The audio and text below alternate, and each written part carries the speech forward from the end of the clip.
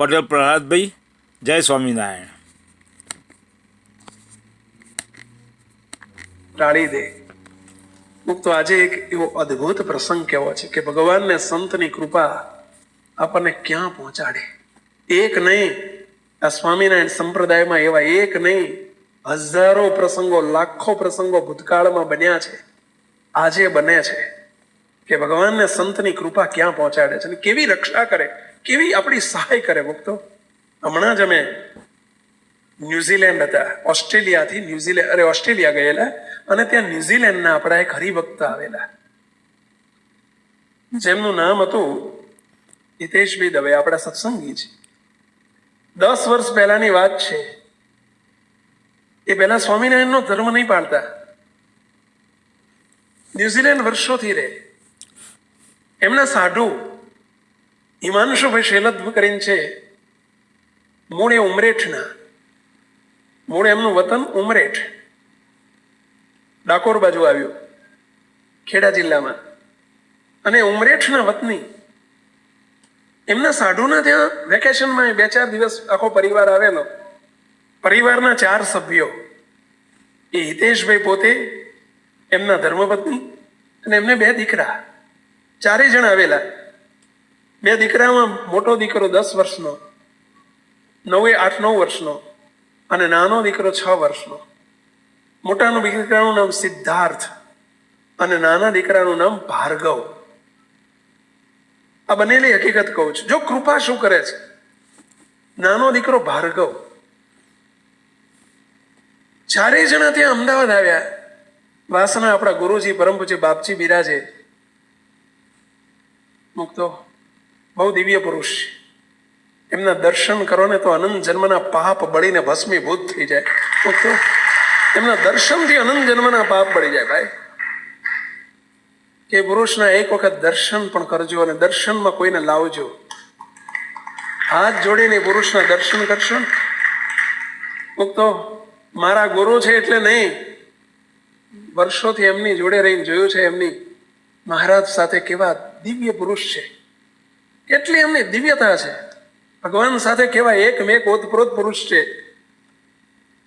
જેના સંબંધે જીવના મોક્ષ થાય, જેના સ્પર્શે જીવના મોક્ષ થાય, જેમના વચને જીવના મોક્ષ થાય. એમનો પ્રસંગ કહી રહ્યો છું. બાપજી બિરાજેલા વાસના, 10 વર્ષ પહેલાની વાત છે, લગભગ 2005માં.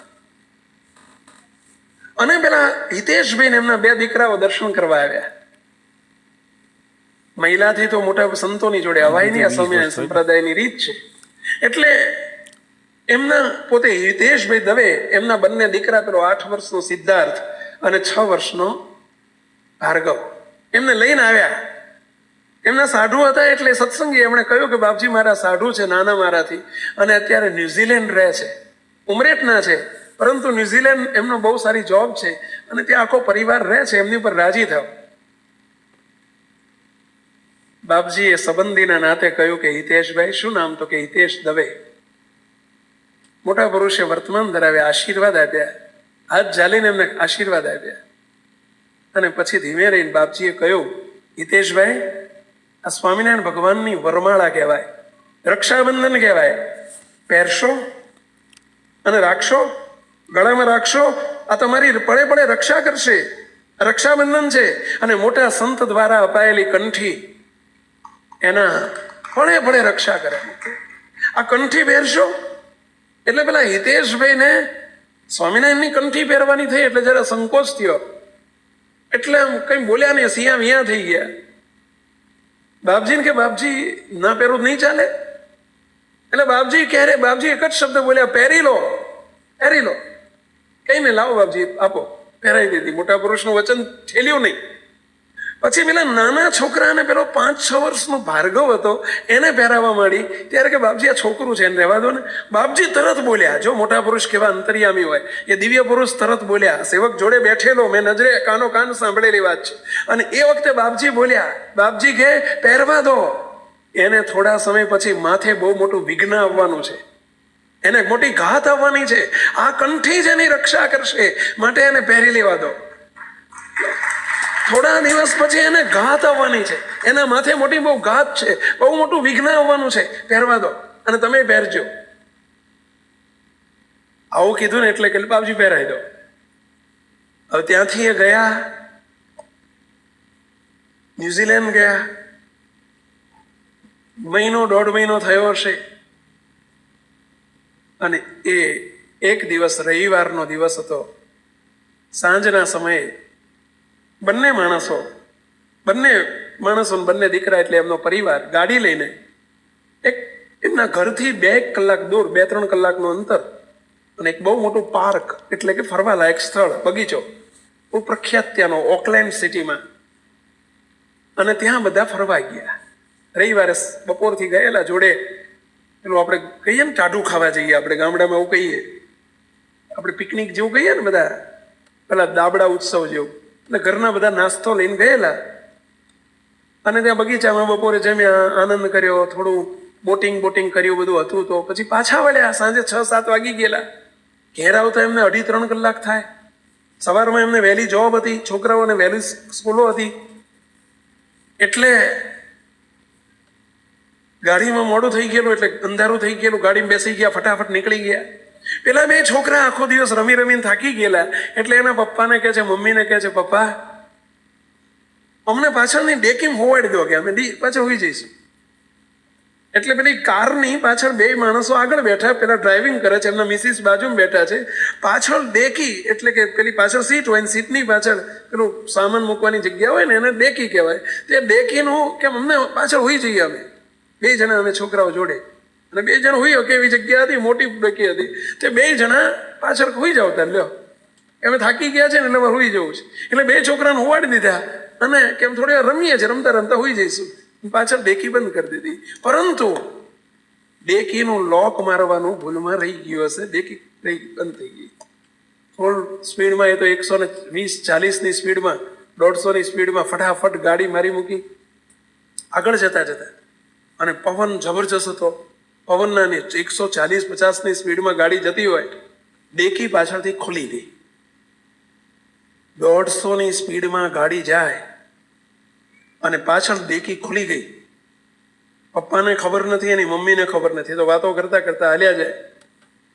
પાછળથી પેલો નાનો 5 વર્ષનો 6 વર્ષનો છોકરો ભાર્ગવ ઉછળીને પડી ગયો.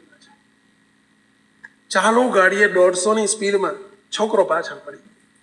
પેલો એનો ભાઈ જાગી ગયો ને એકદમ બૂમ પાડી, પપ્પા, ડેડી, મમ્મી, ભાર્ગવ ભાઈ પડ્યો.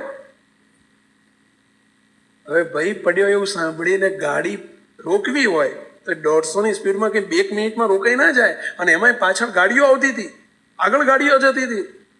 એકદમ ફૂલ બ્રેક પણ ન મરાય, સાઈડમાં લઈને ઊભી રાખવી પડે. આપ જાણો છો આ બધા ટ્રાફિકના નિયમો.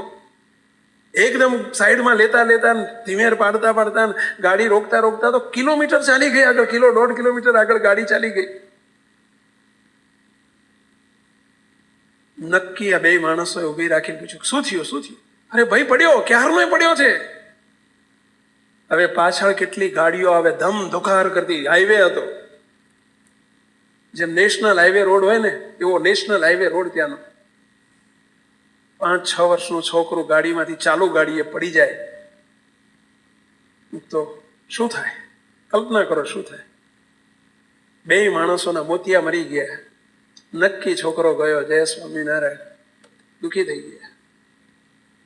2 જણાને પેલો સિદ્ધાર્થ મોટો છોકરો, તેણે ગાડી પાર્ક કરીને પેલી પાર્કિંગ લાઈટ ચાલુ મૂકી અને દોડ્યા. પેલો ગયો ક્યાં? છોકરો ગયો ક્યાં? અને ત્યાં તો સહેજ આગળ ગયા ને ત્યાં પેલો ભાર્ગવ નાનકડો આવડો, કેટલા વર્ષ થયા મુક્તરાજને? 5-6 થયા ને, 4-5 થયા ને, બસ આવડો મુક્તરાજ બોલો. અને છોકરો આગળ હસતો સામે હાલ્યો આવે, પપ્પા કરતો દોડતો સામે હાલ્યો આવે. બોલો, 6 વર્ષનો છોકરો દોડતો હાલ્યો આવે. એમણે તેડી લીધો, બેટા તને કશું નથી થયું? અરે મને કશું નથી થયું. મને થતું હશે કે કેમ થતું હશે? ત્યારે પેલો છોકરો કહે છે કે પપ્પા હું પડ્યો ને તો એ વખતે ભગવાનના મોટા સ્વામી આપણે દર્શન કરવા ગયા હતા ને, એમણે મને પકડી લીધો. એને કહો, એમણે મને ઝીલી લીધો, કે અંદરથી ઝીલી લીધો અને મને ઊભો કરીને કહી દીધો કે જા તા પપ્પા ને મમ્મી તારી રાહ જોવે છે. એટલે હું દોડતો ત્યાંથી આવું છું. કહો, મને ઝીલીને મૂકી દીધો, કે તેડીને મને નીચે મૂકી દીધો. શું જરૂર છે સંતની જીવનમાં? શું જરૂર છે સત્પુરુષની, શું જરૂર છે આપણા જીવનમાં ભગવાનની? ભાઈ, એ દિવસે 1.5 મહિના પહેલા દિવ્ય પુરુષ બોલ્યા હતા, એને માથે મોટું વિઘ્ન આવવાનું છે, ઘાત આવવાની છે. એ વિઘ્ન ટળી જશે, આ કંઠી પહેરાઈ દો. પરંતુ શું આપણા જીવનમાં સંતની શી જરૂર છે? સંત કૃપાએ સુખ ઉપજે. હમણાં જે શબ્દ આવ્યો કે સંત કૃપાએ સુખ ઉપજે, સંત કૃપાએ સરે કામ. ભગવાનના મોટા સંતની કૃપા થાય તો કેવા કામ થાય અને કેવું સુખ થાય. મુક્તો મહારાજે તો વચનામૃતમાં લખ્યું છે, રંકમાંથી રાજા કરી નાખે. મોટા સંત રાજી થાય. Do you understand my English?